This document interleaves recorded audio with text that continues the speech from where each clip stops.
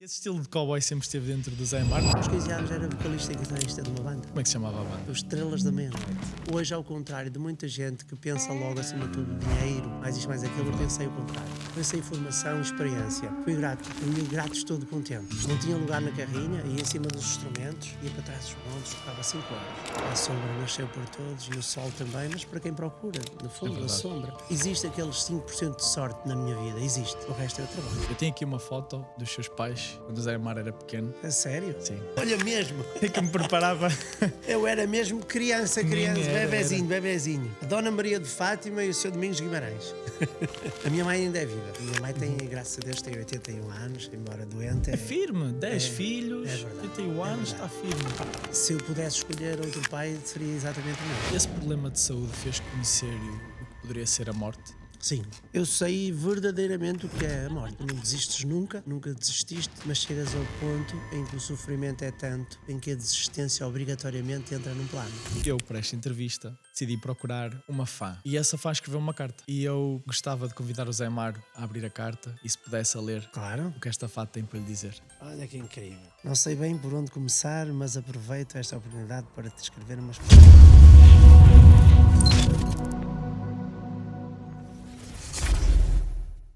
Zé Mar, bem-vindo ao podcast. Muito obrigado, é uma honra estar cá. Eu quero saber quem é o verdadeiro Zé Mar. Quem é o Zé Mar que está por trás do palco, das câmaras e da música? Bom, o Zé Mário é, acima de tudo, um sonhador.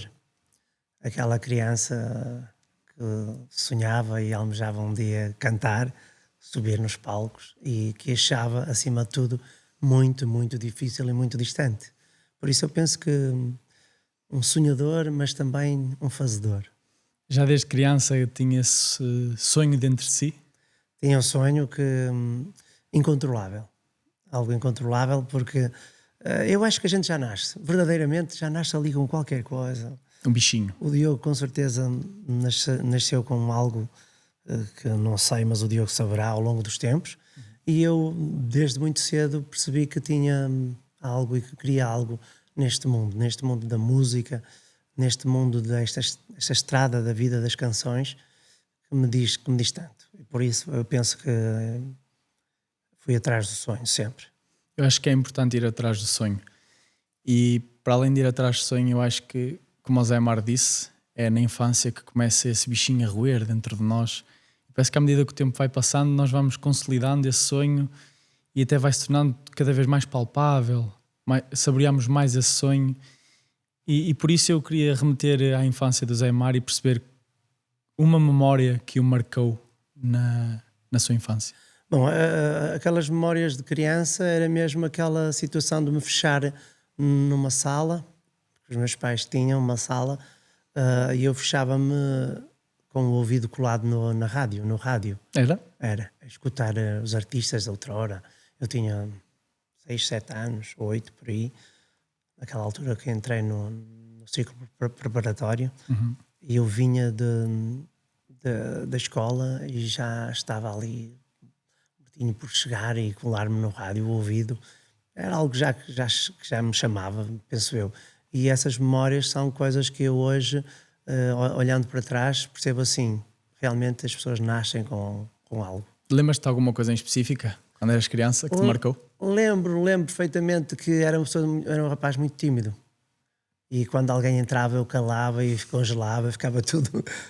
Mas eu gostava de ouvir e às vezes cantar, pensar assim muito vagamente. Será que um dia qualquer, eu vindo desta família numerosa e assim, eu poderei ter alguma hipótese nesta vida, nesta área? Era vago, vinha, mas desvanecia-se logo tudo por causa da estrutura também familiar, que era difícil. E como é que descrevias a infância que vivestes? Bom, aqui ou ali eu penso que eu já tive a oportunidade de falar com alguns amigos, nunca publicamente, mas com alguns amigos, de que eu fui uma criança feliz, mas fui uma criança também com muitos problemas no sentido do seio familiar. Eu costumo dizer que ninguém escolhe onde nasce e como nasce, não é?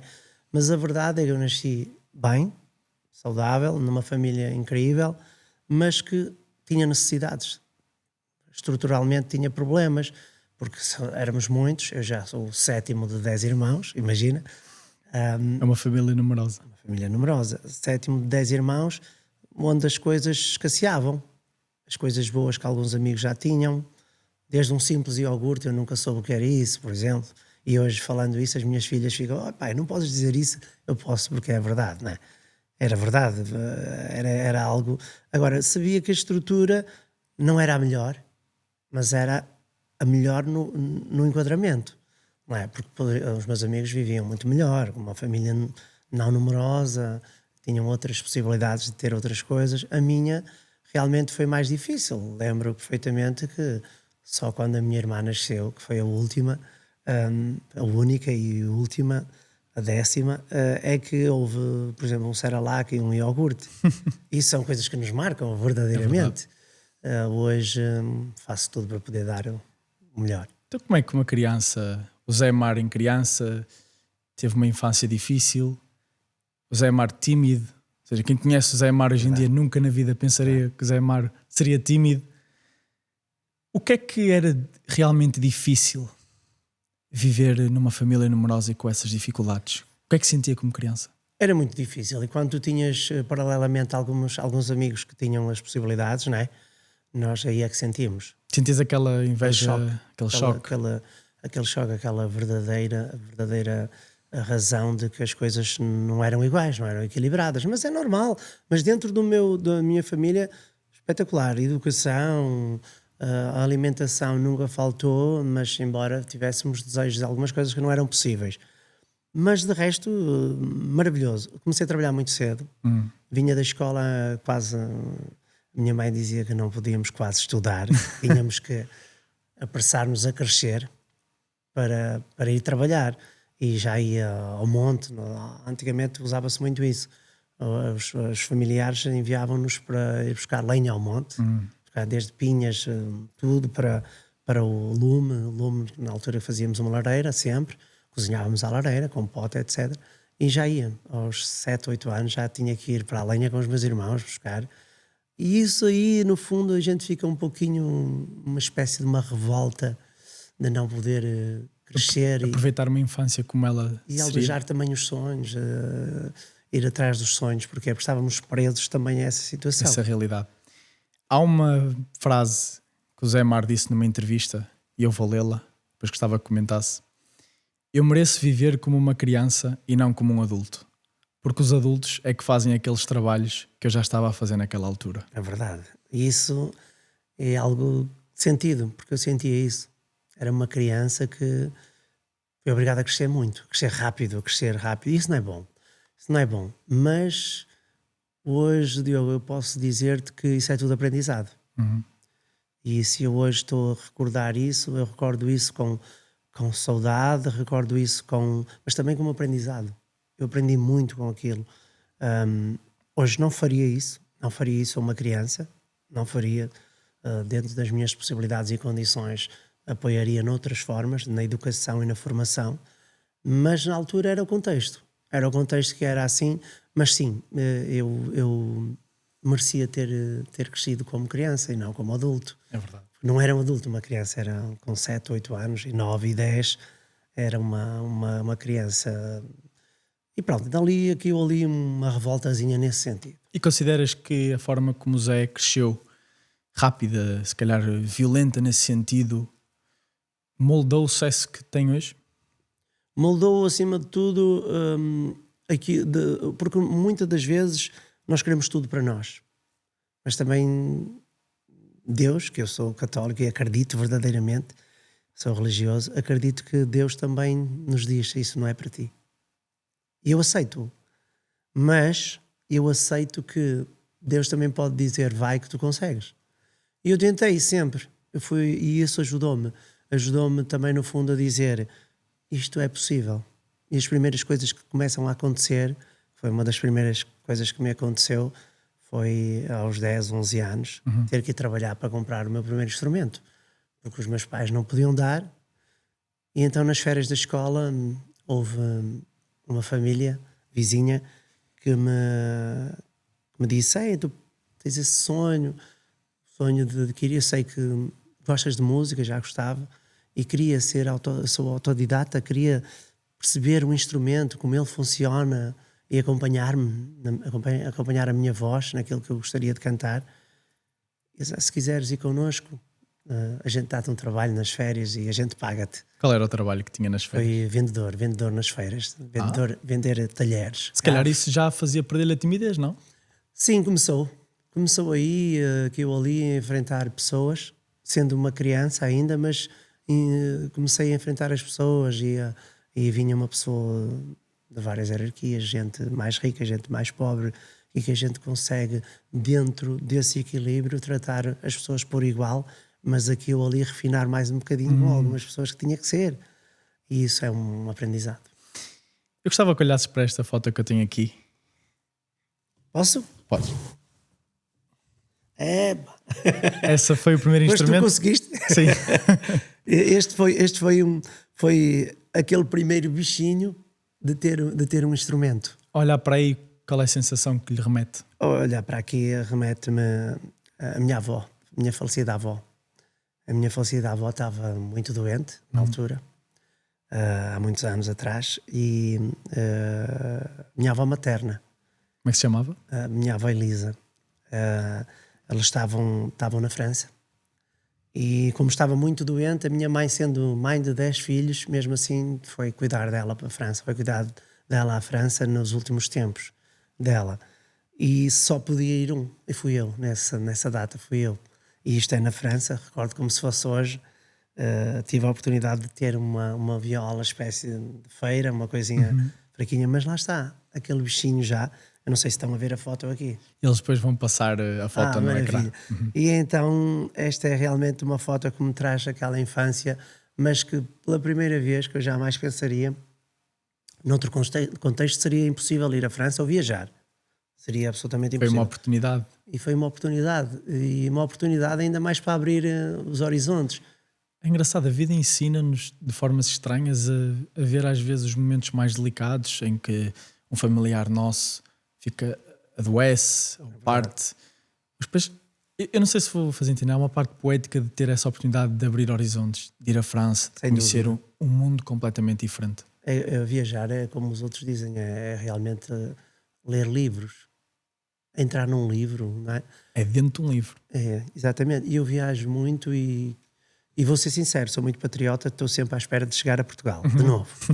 Porque eu gosto muito do meu país mesmo, adoro, e acho que somos diferenciados como um povo, não é? É verdade. Eu acho que é um povo que demora séculos a reproduzir, a se formar, os portugueses. É um exemplo, nós somos exemplo em todo o mundo, e eu costumo dizer isso às comunidades onde vou, dizer que eles são um exemplo para nós, porque também nos abrem as portas lá, mas acima de tudo aprendemos com eles a dar valor a esta Portugalidade, a esta coisa maravilhosa. Que é uma coisa que parece que se está a perder muito, não é? Sim, de certa forma, mas a verdade é que as comunidades espalhadas pelo mundo, que eu já fui espalhadas pelo mundo mesmo, desde o Brasil aos Estados Unidos, ao Canadá, à Austrália, se faz 24 horas de voo, chegamos lá e fala-se português.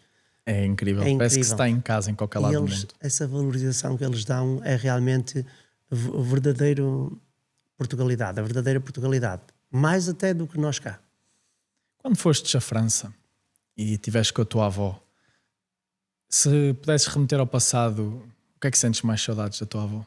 Sinto saudades dos cheiros, dos aromas, sério. Eu lembro quando ela vinha a Portugal, havia logo uma diferença de perfumes e aromas no ar. Ela morava numa casinha branca, velhinha, e tinham cá a casa, uma vez que tinham casa lá em França, sempre viviam lá, vinham e eu ficava sentado, quando ela vinha, eu ficava sentado numa das escadas a usufruir dos aromas, daquilo que ela cozinhava, daquilo que fazia. E a maior recordação que eu tenho era que nunca tive repousados na minha vida e ali eu tinha sempre. E a avó Elisa ficou conhecida pelos repousadinhos. Incrível, dava-me um repoussado que a gente ficava com aquele sabor durante um ano inteiro, porque ela depois regressava e a gente ficava ali. E os aromas de vez em quando que vinham, que ela fazia já diferentes. E essas são coisas que nunca na vida se apagam de nós. Nunca se esquece. Nunca. Por acaso, uma história em comum. A minha avó, eu chamava-lhe Vó Kika, porque ela dava-me repousados e doces. Então quando era pequeninho, ela dava-me esses repousados, dava-me esses doces e eu passei a chamar Vó Kiko. Ela ficou na família conhecida como Vó Kiko. Claro. E ela já partiu já há algum tempo também. Teve ela, esclerose lateral amiotrófica, mas ficou conhecida também por isso. E é uma lembrança que eu tenho. Não, a gente nunca mais esquece. Nunca mais esquece. Por 100 anos que a gente vai viver, a gente não esquece. Às vezes nós até estamos a passar num corredor ou em alguma rua e vem-nos um aroma, Tem um aroma e parecido. parece que nos remete ao passado, à Casa Branca, à avó Elisa. Absolutamente. Eu sou dessas memórias, desses aromas, desses cheiros, dessas coisas inesquecíveis. Eu sou disso, eu vivo isso. Mesmo nas minhas canções eu gosto de remeter também a essas coisas, esse passado, o cheiro da comida, o cheiro daquela roupa lavada com sabão. Exatamente, aquela inocência de sermos crianças e os pais e os avós fazerem-nos tudo. Verdade, e aquela grandeza que a gente, sendo pequeno, via os avós e os pais como pessoas enormes, não é? Os nossos ídolos. Pessoas enormes, uma coisa incrível. E o meu pai, por exemplo, o meu pai era uma pessoa baixa, de estrutura baixa, só que a gente era uma coisa Via-o como enormíssima, uma coisa incrível. São coisas que a gente não esquece nunca, não é? Apesar dessa história em comum, nós temos um ponto diferenciador muito grande.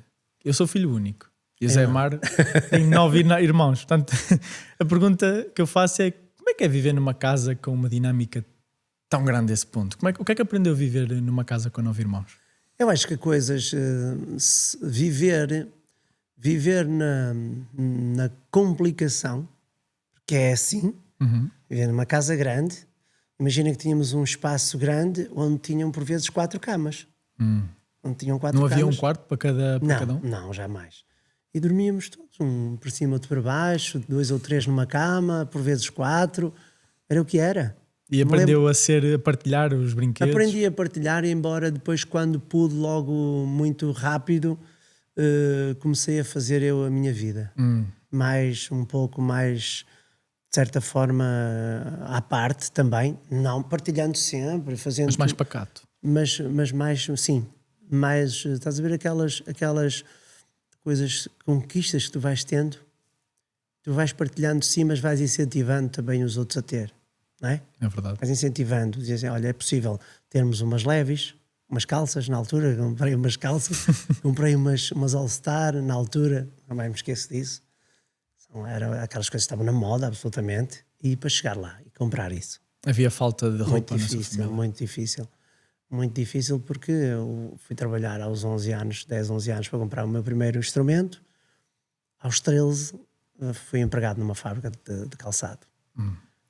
Estive lá durante 17 anos da minha vida, sempre com o sonho da música em paralelo. É engraçado, o Zé Mar não se lembra, mas o Zé Mar nasceu e já tinha na sua cabeça a guitarra, o chapéu e a música. Já tinha, porque lá está, são aquelas coisas que, por muito que tu queiras, ok, tenho aqui este sonho, ao mesmo tempo vinha aquela ideia de que este sonho não é possível para ti. Conta-me um bocado mais sobre isso. Este sonho não é possível para ti. Então vinha-se logo aquela ideia, aquela sombra grande, não é para ti, porque derivada da conjuntura toda, familiar, etc., não consegues. Mas tu é uma coisa impressionante, é uma força que tu não te deixa desistir. Que nem eu sei explicar, mas que ninguém sabe. Não te deixa desistir. Eu transpirava música, eu ouvia qualquer coisa, eu lembro quando saí pela primeira vez de casa, quando fui comprar a minha primeira viola. Nunca tinha viajado na minha vida, saí de casa para digamos, fazer tantos quilómetros de carro. E fui para Lamego, para Nossa Senhora dos Remédios. Este ano até estive lá e falei disso e as pessoas até se emocionaram. Porque a verdade, eu era uma criança quando fui para lá, 10, 11 anos, e quando cheguei lá, passado tanto tempo de carro, que era muito difícil, há 40 anos atrás. Eu pensei que tinha perdido tudo. Tinha perdido os meus pais, a minha família. Porquê? Porque foi tanto tempo de carro, foi tão difícil, nunca tinha viajado daquela forma. Choque. Chego lá, fiquei sem chão, não é? Quando saí do carro, fiquei sem chão. Eu chorei durante uma semana inteira. Chorei durante uma semana inteira. Lembro-me perfeitamente disso. Eu perdi, embora eu confiava nas pessoas que estavam comigo, mas tu sentes-te perdido. Tu sentes-te perdido, és uma criança e sentes que como é que agora depois comecei a ganhar aquele gosto. A vender umas coisas, começar a entrosar muito bem na família, etc. Pronto. Quando vim, regressei, pude comprar o meu primeiro instrumento. Passado pouco tempo, mais um ano, tive que ir trabalhar. A sério, já. Empregado com 13 anos, só se podia empregar aos 14 anos. Na fábrica de calçado. Fui empregado e senti também um desapego muito grande da minha parte familiar, no sentido de chegar e dizer, olha, vais trabalhar e é quase como te deixarem lá. Tu sentes que ainda és pequeno, ainda és uma criança. E daí cresceres muito rápido. Mas eu sou focado. Sei que era preciso aquilo para eu chegar ao outro lado. E então foi dessa forma. Estive lá 17 anos a esta parte e foi sempre a aprender. Antes do primeiro instrumento musical, qual era o brinquedo favorito do Zé Amaro? Era um carrinho de madeira que eu guardo religiosamente. Ainda tem um carrinho? Tenho cá. E tinha um carrinho de madeira, depois tive um de chapa que era dado pelo sindicato. Os meus pais não podiam dar. Era o sindicato. O meu pai ia às reuniões do sindicato no Natal, onde os sindicatos ofereciam os brinquedos. E quando ele chegou lá com um carrinho para mim, a gente fica... Para mim não, para nós, para todos... para nós brincarmos, é uma coisa incrível e guardo esses carrinhos, tenho alguns, guardo, porque me trazem tudo. Trazem-me a criança que existiu em mim, mas uma criança aqui ou ali que não era bem criança como gostaria de ser. Tirando o trabalho que fazia quando era criança, as dificuldades que tinha na família, o que é que se lembra mais de fazer com os seus pais? Bom, o que eu me lembro mais de fazer, por exemplo, uma das coisas que marcou a minha vida, meu pai, a uma certa altura, saiu da fábrica, que aqui era fábricas de cutelarias, gués, garfos, facas, essas coisas todas, saiu por uma questão de saúde e foi vender para as feiras também. Vender com a sua caixa, levava umas facas, uns garfos, e foi assim que ele criou a família. Uma das coisas que mais... também são daquelas coisas que mais se esquece. À segunda-feira, um filho ia sempre com a mãe a ver o pai a vender. E eu de vez em quando via. Passando aquelas semanas todas, era a minha vez, a gente ficava meio louco. Porquê? Porque ias comer uma comida diferente, ias a um restaurantezinho, onde comias um arroz seco que era absolutamente diferente daquilo que fazias em casa. Comias um pouco de vitela, essas coisas nunca mais me esqueço. Era tudo diferente e era tudo maravilhoso, porque chegou a tua altura de ires. Lembro perfeitamente que quando a minha mãe ia comprar calçado, ficávamos todos em casa, ela media o pé com um pau. Partia um pauzinho, assim, punha no pé de baixo, no pé, e partia, ficava com o tamanho, sempre um bocadinho maior, e ia à feira comprar o calçado. Metia dentro do sapato, este serve, pronto. Eu lembro perfeitamente que era dessa forma, quando ela dizia, olha, vamos comprar uns sapatos para os miúdos e tal, e vamos, que era bota na altura, e vamos, pronto, já sabia que era para medir o dedo do pé até. Ficavam todos contentes com esses momentos. Ficámos todos contentes, mas as coisas vinham dos mais velhos sempre. Sim, a roupa, a calça, tudo.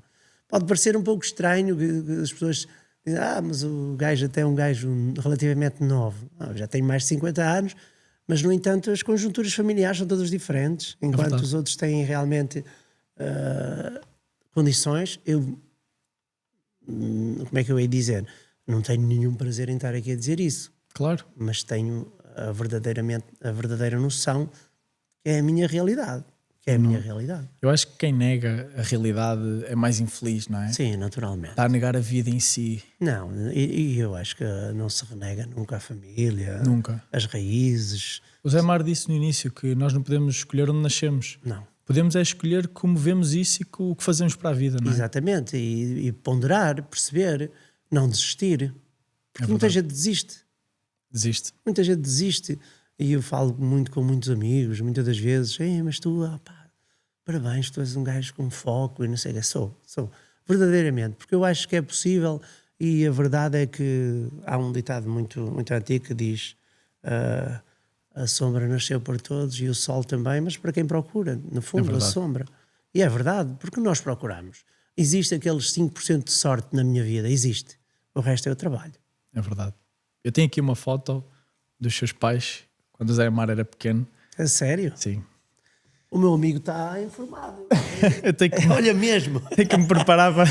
Eu era mesmo criança, bebezinho. Quando olha para essa foto... A Dona Maria de Fátima e o Sr. Domingos Guimarães. A minha mãe ainda é viva. A minha mãe tem, graças a Deus, tem 81 anos, embora doente. É firme, 10 filhos, é verdade, 81 anos, verdade. está firme. O meu pai teve azar. Na altura que se reformou, depois passado poucos tempos, teve um problema de saúde e infelizmente teve AVC, ficou numa cadeira de rodas durante alguns anos. Mas se eu pudesse escolher outro pai, seria exatamente o mesmo. Era igual. Porquê? Porque nos demonstrou que era possível. 10 filhos, trabalhou sempre afincadamente para conseguir e sinceramente é o meu maior ídolo nesse sentido, que quando as coisas não correm muito bem, eu tento segui-lo sempre como exemplo. Olha, realmente 10 filhos naquela altura tão difícil, o que é um problema para nós hoje, não é? Quando olha para essa foto, que emoção é que lhe vem acima? Vem acima de tudo aquela coisa maravilhosa daquilo que eles nos deixam, que é aquela... Meu pai, saudade, acima de tudo, muita saudade mesmo. Mas também educação. Para teres uma ideia, antes os meus colegas também se queixavam que aquilo ali levavam porrada dos pais, eu nunca levei. O meu pai nunca bateu a ninguém, a minha mãe corrigia, mas o meu pai não era preciso de nada, nunca bateu a ninguém, só olhava, fazia, então isso é respeito. Mas acima de tudo é uma foto ternurenta, porque é realmente estamos juntos com aquelas pessoas que a gente ama e do meu pai, saudades imensas. A minha mãe, sempre posso matar as saudades muitas vezes, mas a verdade é que eu sinto muita falta do meu pai. Acredito. Eu acho que a coisa mais bonita que se pode ter nesta vida é saudade. E saudade, por incrível que pareça, é uma palavra que só existe no dicionário português. É verdade, porque lá está, existem, é como eu disse há pouco tempo, nós somos um povo que para fazer um povo como nós são precisos muitas centenas de anos, porque muitas das vezes as pessoas olham para os povos e dizem, não, são todos iguais, são todos diferentes, nós somos desde berço muito aventureiros, não é? Não se pode voltar a copiar o povo português, não. Não é fácil. E então a saudade sim, porque nós somos um povo saudosista mesmo, desde da canção em si, a nossa musicalidade e depois tudo o que envolve o nosso país, quer a nível arquitetónico, natureza, etc., é realmente um país diferenciado. E mais tarde na sua vida, quando cresceu, quando começou a ascensão do cowboy português, do único cowboy português, esse estilo de cowboy sempre esteve dentro do Zé Mar? Esteve, só que era tão difícil. Eu fiz algumas situações na minha vida enquanto trabalhava. Fazia também, tinha um duo, fazia desde casamentos, fazia tudo, bares, etc. Sempre fiz tudo isso e isso é uma escola muito grande. Depois mais tarde comecei. Depois aos 15 anos veio um senhor falar com os meus pais que gostariam muito de que eu fizesse parte do grupo. E os meus pais, ele tem 15 anos e tal, e isso não sei o quê. Né? Mas o senhor disse, olha, ele tem muito jeito, ele gosta, ele... Dá para perceber, imagina, tinha 15 anos e já tinha chegado... Já estava a começar aí... Já tinha chegado às pessoas que eu gostava e cantava. Aos 15 anos era vocalista e guitarrista de uma banda. Como é que se chamava a banda? Os Estrelas da Meia-Noite. Daqui de Santo Emilião, Povo Alinhoso. É um grupo que hoje tem 70 e tal anos, 80 anos. Ainda existe. Embora com algumas mudanças, ainda existe. E lembro o saudoso, o falecido Sr. Abílio do Val, que veio cá e disse, mas pensem bem, porque nós queremos levá-lo para lá, queremos que ele faça parte do grupo e tal. Passado pouco tempo eu pedi aos meus pais, os meus pais deixaram-me. Mas sabes, Diogo, eu ia, hoje ao contrário de muita gente que pensa logo acima de tudo dinheiro, mais isto, mais aquilo, eu pensei o contrário. Eu pensei em formação, experiência. Fui grátis. Eu ia grátis todo contente. Não tinha lugar na carrinha, ia em cima dos instrumentos, ia para trás dos montes, tocava 5 horas. Hoje fazemos 1h30, 1h45. Eu fazia 5 horas e ia grátis. Claro que eles não me deixaram ir grátis, porque no fundo depois começaram a dar dinheiro. Mas aquele dinheiro, para mim, acredita, era extra tudo, porque para mim estava mais a importância de aprender daquela estar envolvido na música, perceber, querer aprender, querer fazer. E uma das sensações mais incríveis que há é na construção musical. Quando estás habituado a tocar uma guitarrinha, mas quando te junta um baixo, quando te junta uma bateria, quando te junta um piano, começas a ver, bom, isto harmonicamente as coisas realmente... Começa a magia a nascer, não é? Começas a sentir. Olha que coisa incrível. Se calhar a guitarra só mostra uma emoção daquilo que é possível. Acompanhava-te a ti, a tua voz, a fazer uma coisinha. Mas quando começas uma banda, começas ali a ganhar uma sensação absolutamente diferente. Isso é tudo aprendizagem, aprendizado. São coisas que te vão... Sonoridades que vão aparecendo, coisas que vão... Olha, realmente vamos descobrindo, fazendo... Tirando covers de outras, fazendo covers de outras coisas. E era aquilo, tínhamos os nossos originais, que eram muito tradicionais, desde a Terra da Maria, etc. Eu vou lá para a Terra da Maria. Cantávamos isso tudo, essas coisas todas, já na altura do Roberto Leal e assim, fazíamos covers dessa forma, porque lá atrás dos montes, etc., tocávamos muito, 80% era atrás dos montes. Exatamente. Ele gosta, havendo uma batida e assim, atrás dos montes, dança. Então as pessoas podem dançar, não é? As pessoas sentem o ritmo, dançam. Dançavam. Até fazem.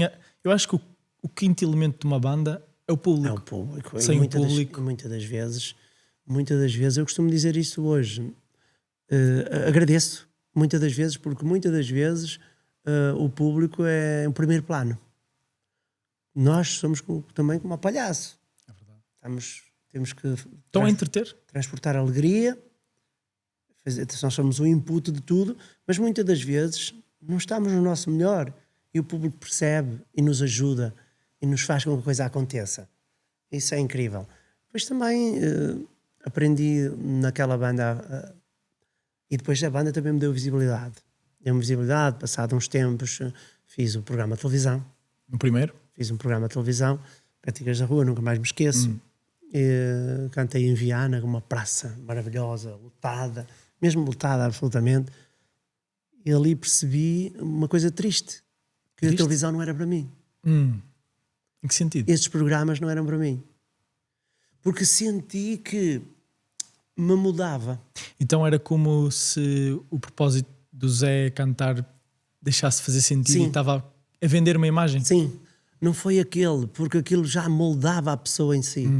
Já tentava levar e ele, porque na televisão, o que quer que seja, fazem o boneco parecer aquilo que eles querem. Exatamente. A verdade é essa. Tem uma determinada máscara, não é? Sim, sem dúvida. E aquilo que passa, obrigatoriamente, não é aquilo que tu és. Muitas das vezes. E eu senti, mesmo ganhando a minha música, que eu peguei na música, levei até mais de meia, depois aquilo cantavam 3 pessoas, o mesmo tema. E a nossa canção ganhou e assim.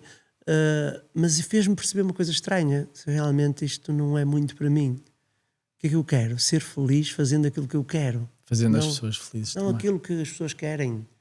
Entende? Hoje eu percebo o que as pessoas querem de mim, porque aquilo que eu tenho para dar já me conhecem o que eu tenho para dar.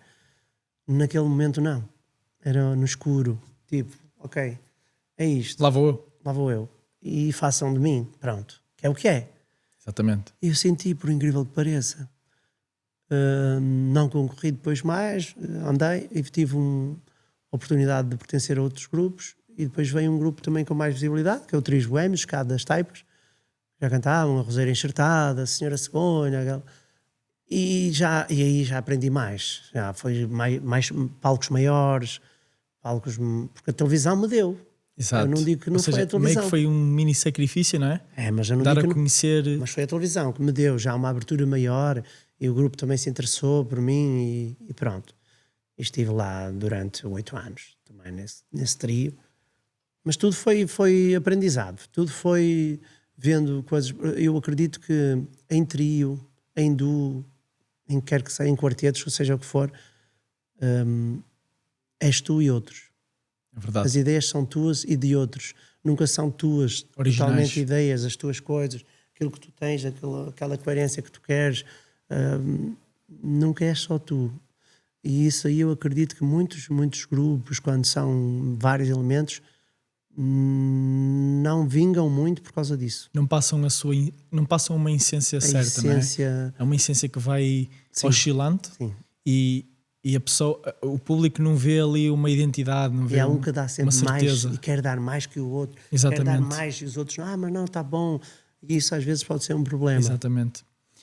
Quando o Zé começou a ganhar notoriedade, eu vi uma entrevista do Zé e o Zé afirmou numa entrevista que no início da sua carreira bateu à porta das rádios todas e a maior parte fecharam-lhes a porta. É verdade. E acho que isso é um bocado também parecido com o que me está a acontecer agora. Eu ando a bater à porta dos artistas, ando a bater à porta das pessoas que querem entrevistar e muitas têm rejeitado. E eu senti uma emoção, mas eu antes de dizer aquilo que senti, eu gostava de perguntar ao Zé o que é que o Zé sentia quando via as portas das rádios a fecharem e das oportunidades meio que a desvanecer. Isso é mesmo o desvanecer do sonho. Mas muitas das vezes eu tomei isso como um input. O que é que aprendeu Eu desse sabia input? que eu estava certo. Sério. Eu queria. Eu quero. Eu não sou o gajo mais afinado do mundo. Eu não sou o melhor cantor. Não. Mas aquilo que eu faço bem. Acredita? Eu faço bem. Isto vai funcionar. Era essa a minha... Não sou melhor que ninguém. Eu sou algo diferenciado. Sou alguém diferenciado. Penso muito, muito bem naquilo que eu quero fazer. Por isso, quando eu tenho o produto na minha mão, já é algo limado. Já é algo preparado, pronto, quase. Eu acredito nisto. Claro, mas quando chegas a uma rádio, outra, mas chegas a uma coisa com o teu disquinho debaixo do braço, que era tão difícil, e muitos têm o descaramento nem sequer de ouvir. Isso é que é chato. Fica e vai para o lixo. Outros dizem, não passa. Sem ouvir. Isso é mesmo... Olha, quando o Zé aceitou, eu só fiquei a pensar assim, isto não pode ser possível. Então, Não, mas o Zé aceitou, o Zé Amar aceitou. Mas eu acho que isso é tão bonito. Isso é... Eu acho que nós não podemos ser tão ingratos na forma de perceber que nós já fomos o Diogo. Eu já fui o Diogo e fechar-me a porta não gostei.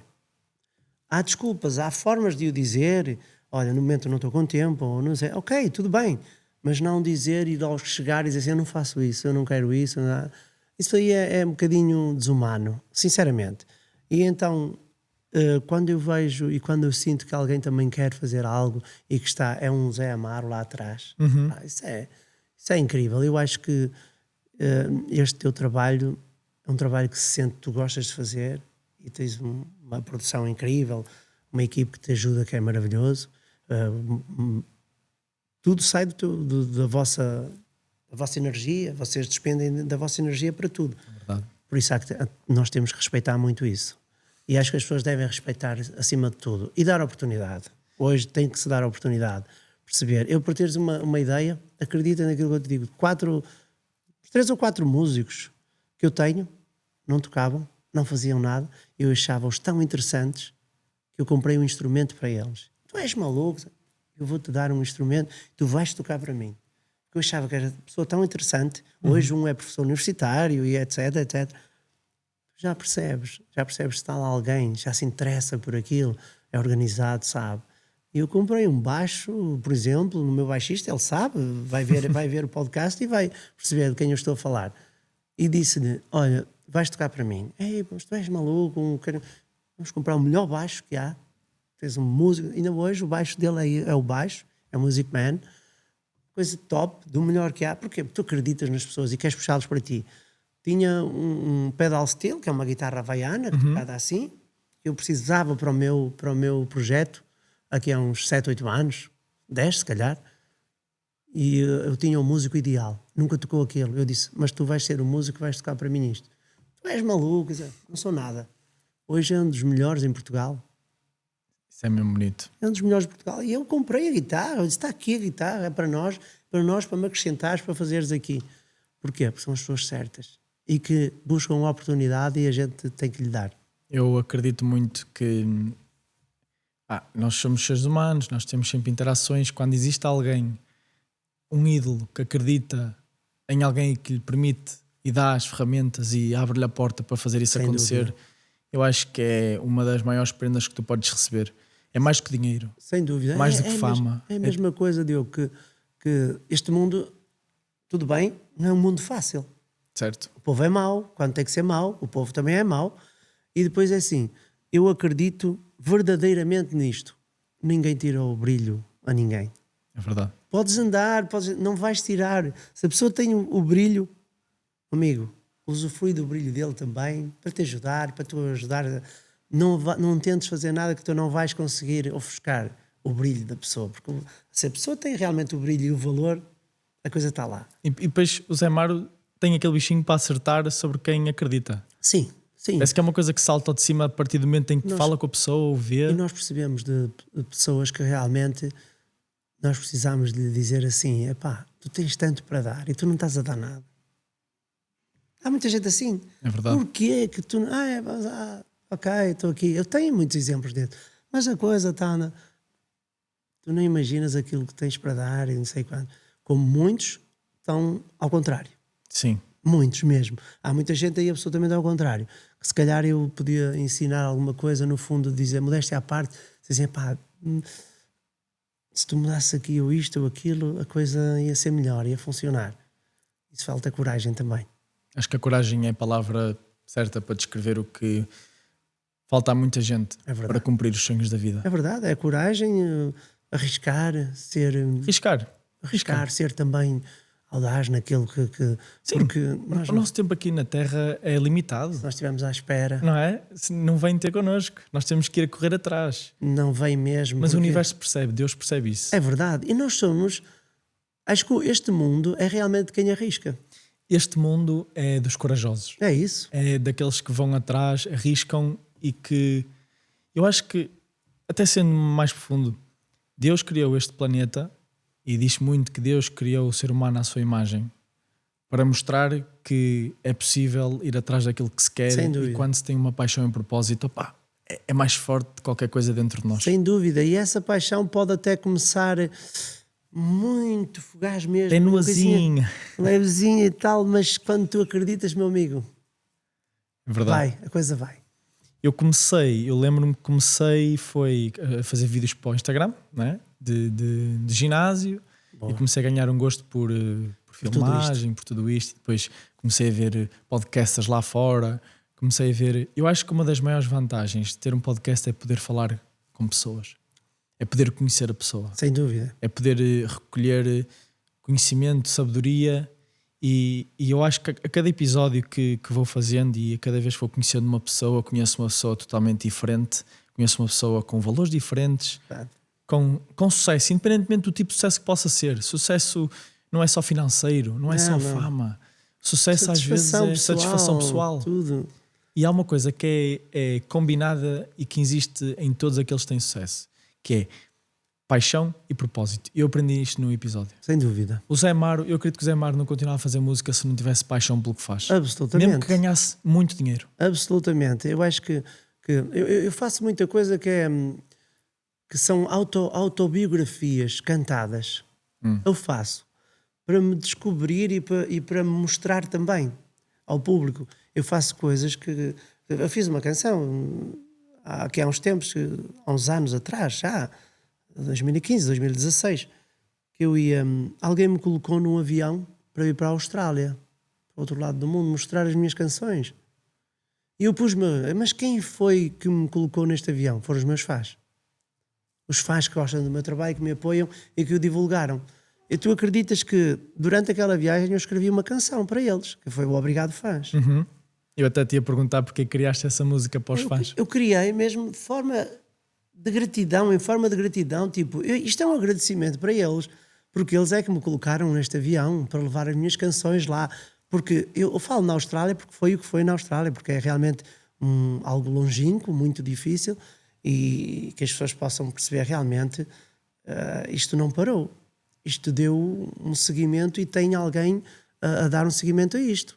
Eu ajudo os meus fãs no fundo para que me possam ajudar. Mas até estamos num espaço que é mesmo... revela os fãs. Este espaço este espaço é dos fãs, não é? É só deles. Eu adquiri este espaço só mesmo para eles. Isto só mesmo para as coisas. Isto é. Quando entro aqui é sempre um reviver de coisas incríveis.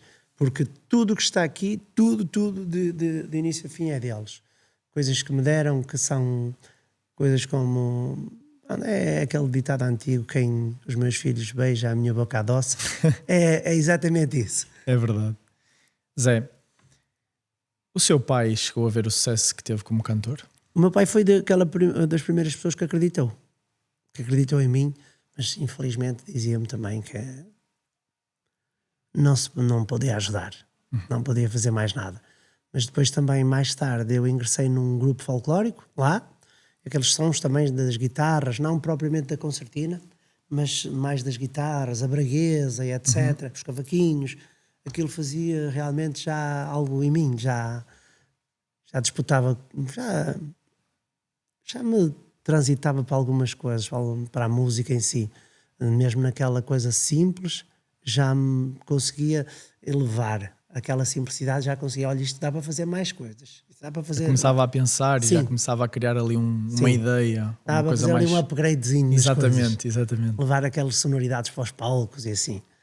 E a verdade, o meu pai foi que me levou para o grupo folclórico, está ligado a essas coisas. E uma das coisas que mais já o meu pai também adoentado na altura, que mais me sensibilizava e me emocionava, foi quando ia lá alguém a casa. Ia lá alguém a casa, a primeira coisa que ele perguntava: você conhece o Zé Amaro? Ninguém conhecia. Não, por acaso não. Mas o Zé Amaro, ele canta, ele faz isto, faz aquilo. E eu realmente já estava num grupinho ou outro, não é? Mas ninguém ainda conhecia. Não tinha visibilidade. E então ele já era com orgulho, já dizia aquilo. Tenho umas pessoas que me seguem, uns fãs que me seguem, que são donos também de algo, também da agricultura e assim, que iam lá levar coisas também, as pequenas coisas que os meus pais gastavam. E ele disse a essa pessoa: você não conhece o Zé Amaro? Não, e tal, não sei quando. A partir daí, uns 2, 3 anos, começaram-me a seguir até hoje.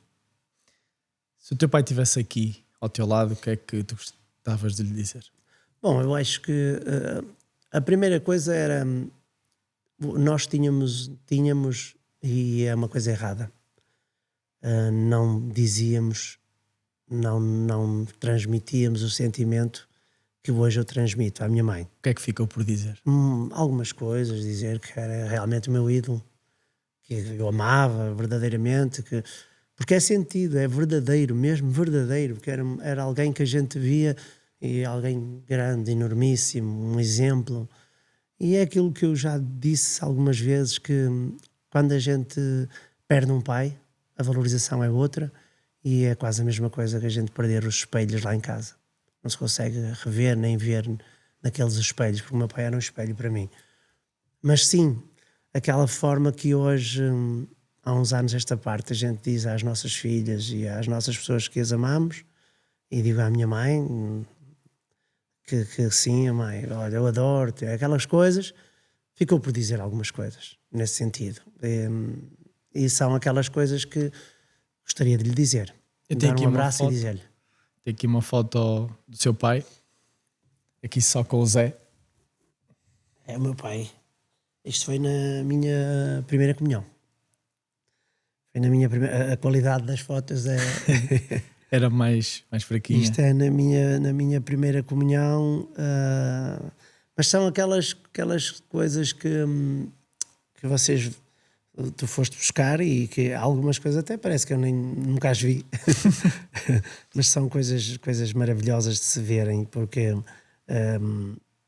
meu pai transportava muito isso, muito aquela pessoa também vertical, e de estar muito perto sempre. Era um super-herói? Era, sem dúvida. E estava lá nos momentos certos, sempre. E aquele exemplo de trabalhador, de esforçado, eu trouxe um bocadinho dele também. Como é que lidou com a ida do seu pai? Foi difícil.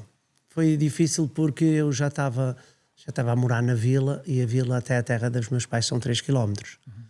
E eu recebi a notícia e eu fui o primeiro a chegar lá. Na altura, minha mãe e uma tia minha que estavam lá perto. E eu podia não dizer isto, mas eu vi o meu pai falecer. O meu pai estava nos últimos dias, nos últimos momentos, no último minuto, e eu estive com ele. Eu apertei-lhe a mão e tal, estivemos juntos. e não tenho qualquer... há gente que poderia ter, eu não tenho. Eu vesti o meu pai. Pus o meu pai pronto para tudo. Depois, a partir daí, para tu veres o que é a coragem da gente. Porque muitas das vezes as pessoas misturam e confundem uma coisa, a morte, com... Não, a morte não deixa de ser exatamente a mesma pessoa que está lá. Na minha perspectiva, a minha forma de ver. Está lá e depois, quando se chega ao final de um ciclo, a aceitação. Ou tu aceitas ou não, ou sofres muito ou menos, mas sofres. Para teres uma ideia, a partir desse momento, eu andei ali um bocadinho depressivo, uns tempos, bastante tempo. Sentias revolta? Sim, também, porque foi um trabalhador que criou 10 filhos, um trabalhador afinco em tudo o que fazia, e de repente, quando teve algum descanso, que os filhos já estavam assim, teve aquele problema grave, e pronto, isso aí é um bocadinho revoltante. Mas chega-se a um ponto que eu penso verdadeiramente, e digo isso muitas das vezes a fãs meus que chegam, que até estão aqui ou ali a sofrer, e digo, depois desta parte já não é connosco. Tu escreveste uma música para o teu pai, não foi? Eu escrevi uma música para o meu pai que fala verdadeiramente aquilo que ele é. E a falta e a saudade que eu tenho dele, e aquilo que eu sinto, que é realmente uma canção muito bonita, que canto poucas vezes, porque muita gente se identifica, e depois também o espetáculo em si cai um bocadinho, né? O pessoal fica emocionado, mas é uma canção absolutamente sentida. Fala daquilo que nos acrescentou e da saudade que fica, daquilo que foi com ele, que nós fisicamente não podemos, mas que as lembranças que ficam sempre, e quem a gente ama não morre. O Zé ainda chora por saudade do seu pai? Eu vou-te dizer, eu tive há uns tempos um problema grave de saúde, e eu acho que eu chorei tudo nessa altura, sinceramente. Chorei tudo, chorei muito, não tenho vergonha de dizer que chorei. Não, chorar não é sinal de fraqueza. Sofri muito, sofri mesmo muito. Não é mesmo de fraqueza, porque eu realmente sou uma pessoa forte. Mas eu chorei bastante, e assim, eu hoje sofro com muita desigualdade, com muita coisa má que existe neste mundo tão difícil e que realmente é muito desigual. Muito desigual. Eu penso que é algo em pleno século XXI, absolutamente incrível, pessoas passarem fome, não é? Eu penso que há um equilíbrio e há uma soberba grande das pessoas que mandam, que há muita gente que não tem condições, outros que não querem, mas há meios para fazer com que queiram e fazer com que seja possível. E sim, isso faz-me sofrer. Daí eu ser uma pessoa também que faço muita solidariedade. Hoje ainda faço muita solidariedade. Ainda marco, mesmo com 100 concertos em Portugal e 50 no mundo, ainda marco cerca fantástico. de 20 solidariedades por ano. Isso é muito bonito. Porque eu sinto-me bem e faz-me bem, e então eu faço. Esse problema de saúde fez conhecer o que poderia ser a morte? Sim. Eu sei verdadeiramente o que é a morte. As pessoas acham estranho, mas eu sei. Eu sei aquele, tu não és uma pessoa de desistir, tu não desistes nunca desististe, mas chegas ao ponto em que o sofrimento é tanto, em que a desistência obrigatoriamente entra num plano. E a minha, houve ali uma altura que entrou mesmo no fim de tudo. Sem desistir? Sim, no fim de tudo. No fim de tudo não foi desistir, foi mesmo a morte a chegar. Eu não tinha realmente hipótese. Mas a verdade é que houve ali uma luz, ali uma coisinha, aquela mesma luz que tu vês que está a ficar ao fusco e vai se apagar. Houve realmente uma outra luz contra que veio, e naquele momento certo eu agarrei-me com todas as forças, porque eu, quando tive o meu problema, eu lembro-me que chorei muito no momento em que os médicos me disseram que o fígado estava absolutamente destruído, 100%, e é irreversível. E eu lembro que eu chorei, debati-me naquilo e perguntei ao médico na altura: mas o que é que eu tenho? Onde eu posso? O que é que eu posso fazer? Onde é que eu me posso agarrar? E os médicos disseram-me que só há uma oportunidade, só há uma coisa possível, quer dizer, é essa que eu quero para mim. A partir dali cheguei as lágrimas, e é isso que eu quero. Nesse momento em que abraçou a morte, lembrou-se de algum arrependimento que tinha, ou de alguma coisa que queria fazer e que não podia? Não, de coisas que estão inacabadas, sim. Coisas inacabadas, O muito. que é que estava inacabado na altura? Estavam muitas coisas. Estava, por exemplo, na altura, fazer uma das maiores salas e fiz. Quando vim do meu problema, fiz o Super Boca Arena. Super Boca Arena com 10 mil pessoas. Uma coisa incrível. Essa das coisas, de mostrar ainda mais a minha música, a minha forma de fazer as coisas e de perceber que é possível.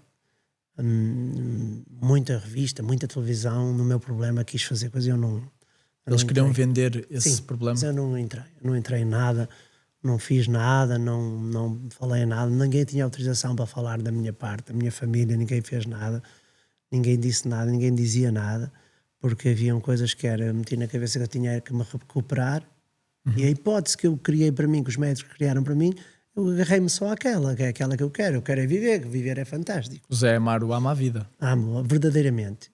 E então eu disse, durante esse processo de 4 meses no hospital, 3 meses e tal, eu escrevi canções e eu queria mostrá-las ao público.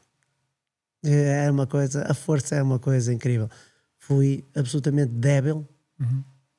Eu acho que nem me conseguia segurar. Fui gravar ao estúdio. Fui gravar as ideias que eu tinha escrito na cama do hospital, com tudo. Escrevi uma canção que se chama Homem de Sonhos. Eu escrevi, sou um homem feliz, amo muito a vida e dela sou aprendiz. Tenho canções, etc. Coisas maravilhosas que eu escrevi numa cama do hospital. É uma coisa... Quer dizer, tens que amar muito aquilo. Senão, quer dizer, é como um futebolista estar lá e querer jogar a bola. Né? É como se de repente dessem 2 pernas funcionais a um futebolista que perdeu as pernas. É um pouco isso. Queria ir correr já. E então aquilo é absolutamente inexplicável, porque há gente que talvez desistisse, como muitos colegas meus que estiveram lá no momento comigo, desistiram. A vida não lhes deu outra hipótese a não ser também a desistência e faleceram. Mas eu acho que verdadeiramente o acreditar é muito. O acreditar pode mudar o rumo de uma vida. Acreditar, o pensar, querer tanto viver, o tanto fazer, o tanto... sei lá, é tão difícil de explicar porque as pessoas estão do lado de lá e percebem assim, ora bem, mas eu também quero e nada acontece e não sei o quê, não sei, eu só sei que eu posso falar por mim e que verdadeiramente acreditar é possível. E como dizes, como me perguntavas, e foi isso, foi coisas inacabadas que eu tinha, tanta coisa inacabada que eu achava que eu ainda tenho hoje, ainda tenho muita coisa inacabada, mas há coisas que eu estou apressado a fazê-las. Não, mas o verdadeiro artista é aquele que pensa que quando tem a sua Mona Lisa, depois repara que ainda pode ter uma Mona Lisa melhor. É verdade, é verdade. Mas eu acho que é assim, eu acho que a nossa vida é verdadeiramente dessa forma. Uns são mais descabidos, outros são mais audazes e mais atrevidos. E eu acho que eu sou uma pessoa muito equilibrada, mas que quero muito fazer as coisas. E como é que esse momento impactou a sua família? Absolutamente. Eu costumo dizer que teres uma estrutura familiar nessa altura é incrível. Se tu não tens, se estás uma pessoa um bocadinho à deriva, então as coisas ficam difíceis para ti. Muito difíceis. Eu tenho uma família que foi tudo para mim. E alguns amigos, poucos amigos bons. Os verdadeiros? Os verdadeiros, que podem ser chamados de amigos mesmo. E aí a coisa funcionou porque tu estás seguro na tua parte financeira também. Dinheiro, não, é importante. Ninguém me diga que não é, porque não consegues. Por exemplo, tens uma ideia, eu não comia a comida do hospital. Minha esposa levava todos os dias a comida ao hospital. Todos os dias, desde os gastos eram imensos. Aqueles meses todos, foi uma coisa incrível. E então também sim, a parte financeira, se me disserem que não faz falta, faz. Não faz falta é para aqueles que exageram em tudo, mas quando ele faz verdadeiramente falta, se tu tens, tudo bem, se tu não tens, é mais uma prova de que a tua vida está mais em risco. O Zé Amaro teve realmente uma segunda oportunidade na vida e é um artista que percebe a importância do que é se expressar e acreditar. E acho que, para além disso, quando um artista sabe a importância dos fãs e a importância do que é valorizar os fãs é das coisas mais valiosas que um artista pode dar, e quando recebe esse amor de volta é das coisas também mais bonitas que um artista pode receber. E o facto de Zé ter passado por esse momento muito delicado, em que quase deixava este mundo e também ia destroçar não só a família, mas também muitos fãs, eu sei que o Zé sabe que há fãs que não têm essa estrutura familiar, não têm esse financiamento. Verdade. Mas tem uma coisa, tem o Zé Amaro. E então eu, para esta entrevista, decidi procurar uma fã do Zé Amaro. Sim. Eu fui atrás de uma fã, não sabia quem era, mas lancei o verdito e queria saber se alguém queria escrever uma carta para entregar ao Zé Amaro. E percebi aí que há muita gente que precisa de alguém, mesmo não sendo família, mas que se identifica com a vida dessa pessoa. E essa faz escrever uma carta. A sério? Esta carta. O envelope é personalizado, não foi ela que eu pus a carta dentro do envelope, e ela deu uma autorização para lhe dar esta carta. Sério? E eu gostava de convidar o Zé Amaro a abrir a carta e se pudesse a ler Claro. o que esta fada tem para lhe dizer. É uma honra. A sério, como é que tu consegues essas coisas? Não estava a ver para contar.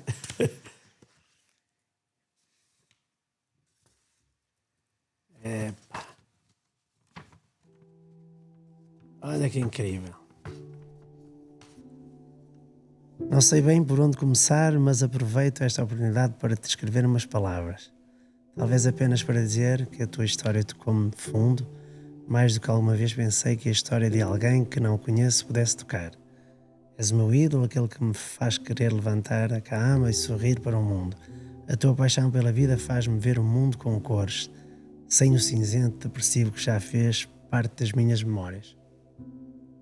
Quando soube do teu transplante de fígado, da luta que viveste e da forma como quase perdeste aquilo que mais amas, a vida, vi em ti uma força que me deu esperança. Eu também tenho travado a minha própria batalha com a saúde e houve dias em que a dor e o medo pesavam tanto que só queria desistir de tudo.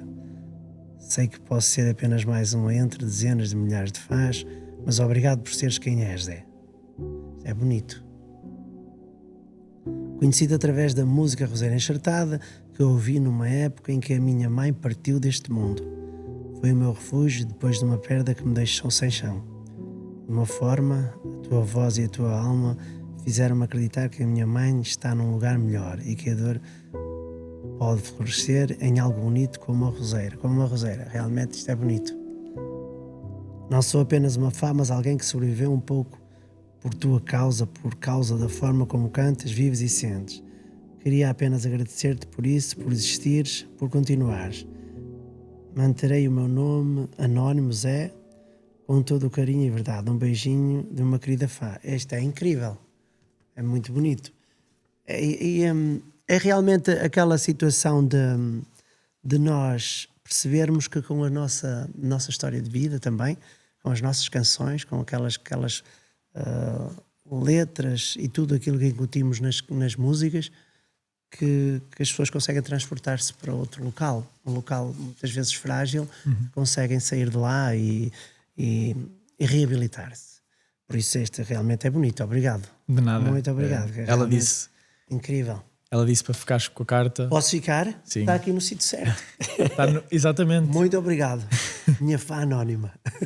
Ela certamente vai amar este momento e ela até pediu: eu não quero autógrafo, eu quero que o Zé fique com esta carta porque a carta é uma forma de lhe mostrar Que bonito. o que eu sinto por ele. Muito bonito. Eu agradeço imenso. Mesmo. E isto é aquelas coisas maravilhosas que a gente sente que acrescenta. Que liga à rede das pessoas, liga à rede daquilo que a gente quer transportar para o público, para as pessoas. Isso é incrível. Obrigado. Nada. Zé, depois de tudo o que vivestes, se pudesses resumir toda a tua experiência de vida, músicas escritas, concertos dados, memórias vividas, qual era o conselho que dás para quem não acredita, mas precisa de acreditar?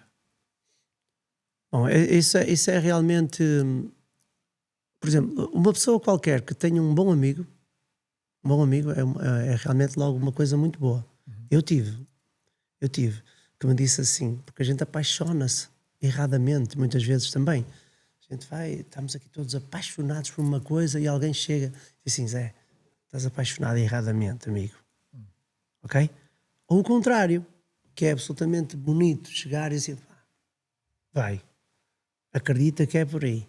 Eu tive esse amigo. Quem era esse amigo? Eu tive esse amigo que infelizmente deixou-me há 2 anos, que me dizia tudo. Tudo aquilo que eu não gostava de ouvir, o gajo vinha e dizia-me. E eu ficava, pô, tu és meu amigo ou és meu inimigo? Não, sou teu amigo. Há coisas que tu não podes fazer. Há coisas que tu não podes fazer. Há coisas que, olha, por aqui tudo bem. Até aqui ainda te dou essa benéfice, essa dúvida. Isso é logo um primeiro ponto muito importante. É. Porque muitas das vezes, aos nossos pais, aos nossos avós, ao nosso familiar, quer só o nosso bem, mas que não nos diz a verdade. Muitas das vezes, porque só quer o bem, quer que estejas feliz e tudo.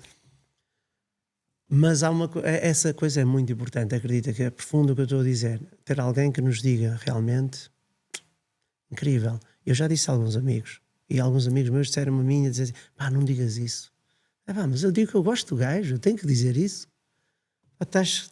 Além de estar semitonado, não estás no tom certo, estás contra a tua própria pessoa, porque não é isso que tu gostas de fazer, tens de fazer outra coisa. E quando tu fazes verdadeiramente aquilo que tu gostas, estás enquadrado naquilo que tu gostas, tudo é diferente. Quando te chamam para um campo que não é, tu até vais fazer, tu até estás, mas tu não vais ser feliz. Tu não vais dar o melhor de ti. Por isso ter um bom amigo, ou 2 ou 3, que é bom, maravilhoso, e depois saber verdadeiramente aquilo que se quer, porque a vida é ser feliz. A vida é ser feliz. E se tu não és feliz naquilo que fazes, então está logo errado. Uma coisa é tu fazeres uma coisa que és feliz, outra coisa é fazeres uma coisa por fazer. É verdade. Até porque só tens de tirar benefício monetário, isto ou aquilo.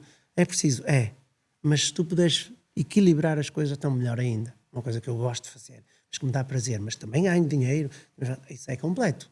Nem sempre é possível, mas há um equilíbrio para chegar lá. Por isso, acreditar nas coisas sempre e sermos verdadeiramente afincados, profissionais. Quando nós chegamos a um ponto, não podemos brincar. Não podemos brincar com aquilo que nos deram os fãs, não defraudar os fãs. Um exercício que eu faço muito é, antes de subir a um palco, ninguém percebe, ou quase ninguém percebe, mas eu percebo, eu faço. Sou eu, é a mim que me importa interiorizar algo e dizer assim, vai lá, ser tu. Não vais agora cá com coisas mudar, se não seres aquele que és verdadeiramente. Esse exercício eu faço todos os concertos. Continuar a ser a pessoa que eu sou e que sempre fui. Porque muitas das vezes deslumbramos-nos e queremos ser aquilo que não somos. Isso não é bom. Então, tendo esses fatores todos em causa, vai porque dá certo. Eu tenho tido essa experiência e concordo plenamente.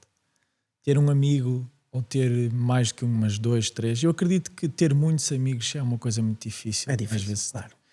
Eu tenho aprendido a diferenciar conhecidos de amigos. Absolutamente. Nós acreditamos que temos muitos amigos, mas e naquele momento em que precisamos de alguém?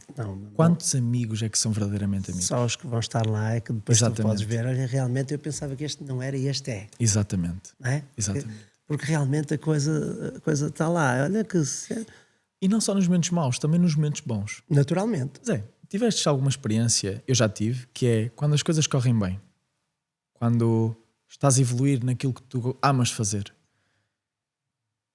perdes amigos. Sim. Que deixam de falar contigo, deixam de te ajudar. Aqueles que na verdade não eram. Eram enquanto que Claro. tu meio que andavas perdido. Claro.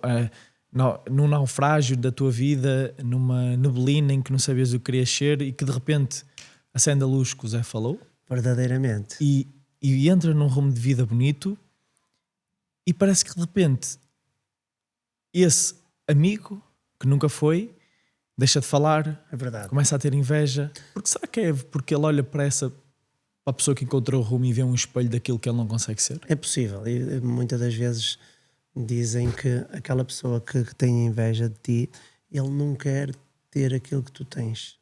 Ele quer é que tu não tenhas. Entendes? Muitas das vezes é diferente. Ele não quer ter aquilo que tu tens. que tu tens deu-te muito trabalho, tu levaste pancada da vida. Ele quer é que tu não tenhas, muitas das vezes. E isso existe. Eu, por exemplo, eu chego perto de alguém que está a fazer um bom trabalho, quando eu cruzo, a primeira coisa que eu digo logo é pá, adoro o teu trabalho. Olha, espetacular. Eu não fazia diferente. Eu acho que tu foste mesmo, és mesmo diferenciado a fazer sério. Eu tenho essa hombridade de chegar, tirar o meu chapéu, bater palmas ao gajo, dizer, olha, porreiro, uma coisa mesmo gira, bem feita. Aquela coisa de crítica, só aos meus amigos. E isso pode doer. Exato. Aos que eu não conheço, eu não vou dizer. Claro, Mal, até acham não vou que dizer, não vou dizer. Mas aos meus amigos, pá, Mas esses são os verdadeiros amigos. cuidado. Aqueles são capazes de chegar lá e dizem: ó Zé, não estás, como disseste há bocado, não Cuidado, estás pelo o que caminho estás a certo. fazer não é isso. Não é bem aquilo que tu és. Não é por aí, não é por aí. Pá, tu estás tão bem ali naquela praiazinha, tu és isto, és aquilo. Mesmo, estás a ver? Por isso eu acho que essa hombridade, essa frontalidade, mas alguém que queira, primeiro de tudo, é acreditar que vai ser feliz. E um exercício difícil para ti? Se pudesses definir a tua vida inteira numa palavra, qual é que seria? Eu acho que seria mesmo essa palavra que eu tanto gosto, acreditar. É tão bonito como... Eu acho que até posso entrevistar 8 mil milhões de pessoas. Posso entrevistar toda a gente na Terra. Todas as respostas vão cair exatamente na mesma palavra, acreditar. É. E eu acho que até quando acreditamos numa coisa e também acreditamos em algo superior a nós que nos permite ter essa emoção, ainda vai muito mais profundo. Sem dúvida. Quando nós perdemos o rumo, nós deixamos de acreditar no nosso sonho, mas acreditamos em alguém que nos vai voltar a pôr no caminho certo. Sem dúvida. Há bocado estavas a falar realmente daquelas pessoas que realmente quando tens alguma coisa elas desaparecem e às vezes até parece uma crítica que vem de lá. Eu não tenho problema nenhum em dizer que eu venho uma pessoa pobre. Uma pessoa pobre. Eu hoje tenho um equilíbrio porque eu trabalhei. E eu, para ter este equilíbrio e manter este equilíbrio, eu aqui ou ali eu preciso de me mimar também. Claro, faz parte. Estimular, ter uma coisinha. Se eu apareço com um carro melhor, se eu tenho... Eu posso, eu estou a trabalhar. Porque senão o quê? Vou parar? Vou atrás de quê? Não é? Se eu gosto de clássicos, por exemplo, tenho alguns clássicos, tenho alguns bons clássicos, desde um Ferrari. Olha, para teres uma ideia, aqui há uns tempos fui a uma escola dar espécie de um testemunhozinho, uma conversa. O pessoal estava, os professores, etc., todos os alunos a fazer perguntas. Isto é uma coisa gira. A fazer perguntas, não sei quanto, tudo de trabalho, tudo não sei quanto, estava tudo muito soft. Trabalho, mas conseguiste, e agora tens essas pessoas a trabalhar para ti, mais isto, mais aquilo, não sei quanto. Eu não tinha nada, nunca tive nada, mas fui sempre atrás, fui conseguindo. Quando eu falei que eu tinha um Ferrari, os balões, foi tudo, olhos grandes, tudo ali a brilhar e não sei quantos. A sério, já toda a gente focou no Ferrari.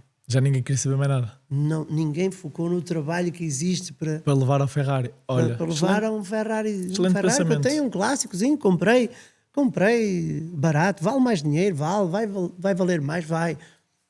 Tu gostas e tu quiseres, mas estás a ver aquele exercício. Excelente reflexão. Estás aí a falar do trabalho, é uma coisa muito banal, muito tranquila, não sei quase, coisa assim, hoje eu não tinha nada e hoje até tenho um Ferrari. Aquilo foi o foco de tudo. Depois, a partir dali, de repente esquecem tudo que é preciso. Deste coisa, porque o Ferrari pode ser muito de iludir. Exatamente. Pode ser muito de iludir. Eu tenho uns clássicos que eu gosto de clássicos, mas não é nada de dizer assim, eu estou cá, eu quero me exibir com isto. Não quero nada. Eu quero mostrar pedagogicamente, se nós trabalharmos, se nós conseguirmos, também nos podemos mimar e podemos nos estimular para... Exatamente. Até porque depois torna o trabalho uma coisa apetecível, não é? Consegui um Ferrari. Mas é verdade. Vamos continuar. Estás a ver como é que é? Muitas mentes, as mentes de hoje, ou mentes também há uns anos esta parte, o foco é logo aquilo. Eu quero ter. Sabes qual é o para segredo? chegar lá. O segredo é gostar do que se faz para ter tudo o que se quer ter. É verdade. Porque chegar lá, ele chegou, ele fez, mas qual foi o percurso? Ele aqui levou esta pancada, ali levou aquela, ali... Não, mas isso eu não quero para mim. Pois não. São as coisas simples até chegar lá. Exatamente. Boas. Não pode ser. O que é que o futuro... Peço desculpa falar desta situação, mas, Não, mas é engraçado. às vezes as pessoas podem pensar que o gajo está a se exibir. Não estou nada. Porque a minha paixão é as coisas boas, é continuar a fazer a música, continuar a cantar. Isso é uma consequência do que gosta de fazer. É uma consequência e não aquele foco. Não, eu não pensava isso. Pensava ao de leve, ter um dia qualquer, e se eu puder eu vou tê-lo. Então eu faço. Exatamente. Aliás, é engraçado que muita gente que quando pensa de forma material e só vê o Ferrari ou outra coisa... Sim. E depois quando alcança isso, de repente parece que deixou de ter significado. Certo, mas a minha é exatamente o contrário. Todas as vezes que eu vou e entro no Ferrari, porreiro, põe a mão no volante e pedala a fundo. Consegui, isto é meu. Exatamente. Porreiro, não me deixe de deslumbrar por aquilo, mas é uma conquista. Mas é bonito, é uma reflexão de poder apreciar uma das melhores engenharias que o ser humano fez. Claro. É nesse sentido mesmo. É mesmo nesse pelo sentido. Trabalho que sempre foi o caminho que o Zé traçou. É o meu trabalho, primeiro as coisas mais importantes, uma casa, conforto para a família que está comigo e sofre também, tudo, formação para as minhas filhas, tudo, é isso que eu procuro. Há muita gente que tem Ferraris e que tem iates e que tem não sei o quê e blá blá blá. Tristes. Muito tristes. Claro. Vivem a vida cinzenta. Eu digo isso muitas das vezes, num concerto.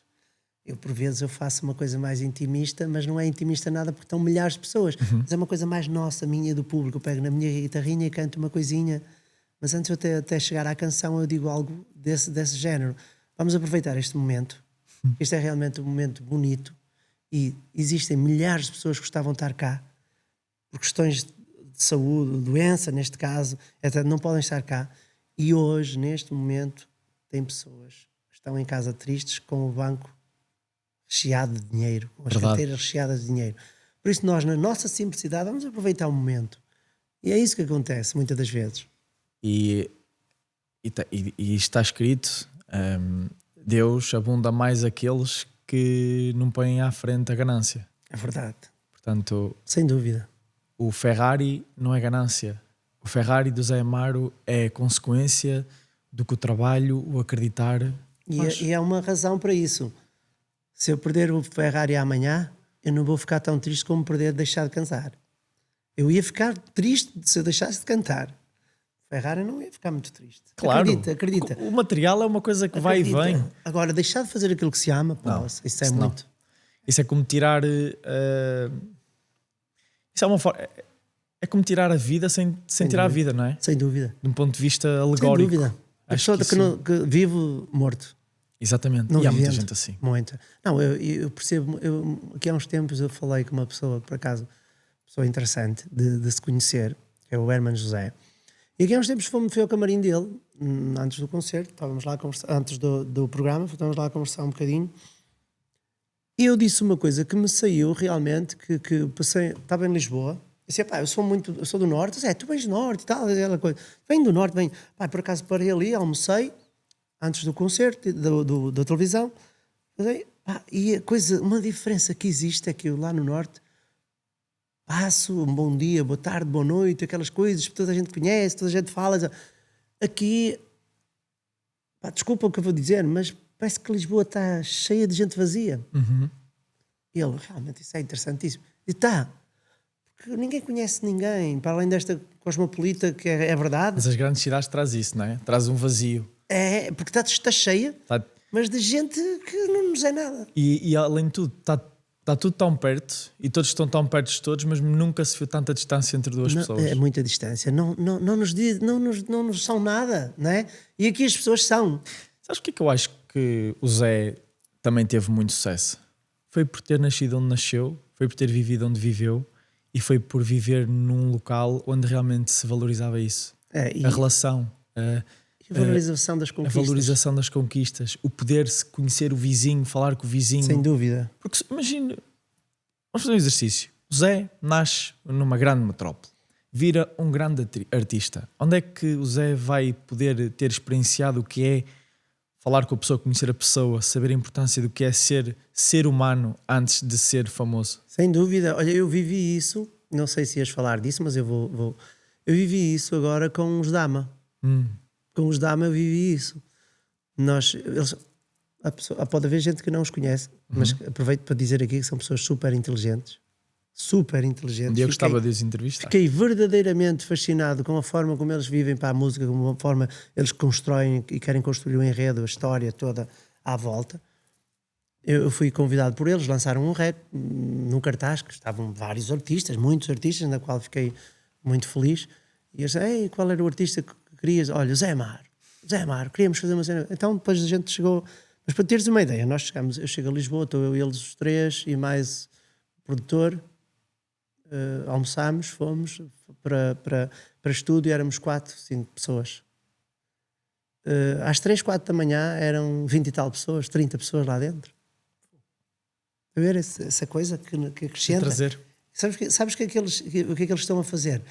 Algo incrível, porque eles estão a ir à raiz da música, à raiz das coisas. Foram ao Alentejo, gravaram com Buba, etc., aquela raiz, estão a consumir aquela raiz e agora vêm ao norte consumir também a nossa raiz. Essa nossa tradição, coisa boa. São pessoas super inteligentes. É uma forma bonita de fazer as coisas e de fazer bem. Eles fazem bem.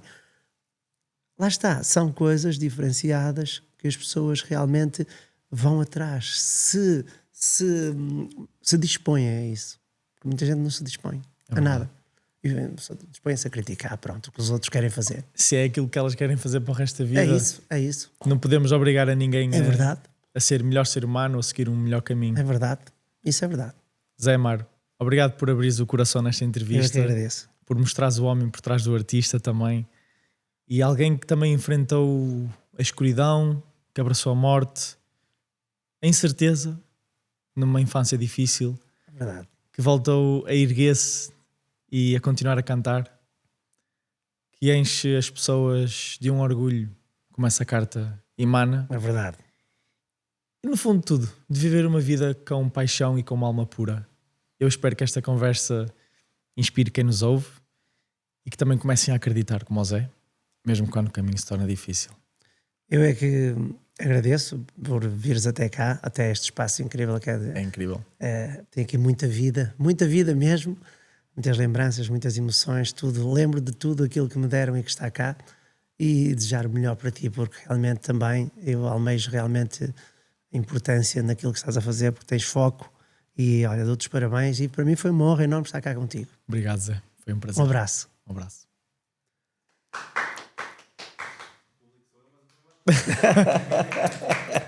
Zé, muito obrigado, a sério. Correu. Foi muito bonito. Vamos embora então, que maravilha.